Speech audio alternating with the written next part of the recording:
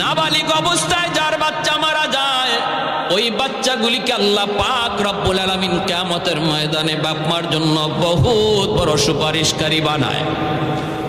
বাচ্চাগুলি আল্লাহর কাছে ডাক দেয়া কয়, মালিক, ও মালিক, তুমি আমারে দুনিয়াতে পাঠাইছো, পাঠানোর সময় আমার মা কত কষ্ট করছেন, জান বের হয়ে যায় অবস্থা।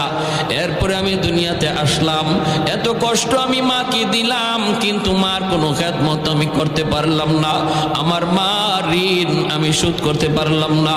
আল্লাহ, আজ যদি তুমি আমাকে জান্নাতে দিতে চাও, আমার মা বাবা সারা জান্নাতে যাইবো না, হয় আমারে বাপ মার সাথে জাহান্নামে দিয়ে দাও, হয় আমাকে আমার বাপ মার সাথে জাহান্নামে দিয়ে দাও। রব্বুল আলামিন তখন বলে, বান্দারে, আমি আল্লাহর আদত হচ্ছে জাহান্নামীকে জান্নাতে দেওয়া, কিন্তু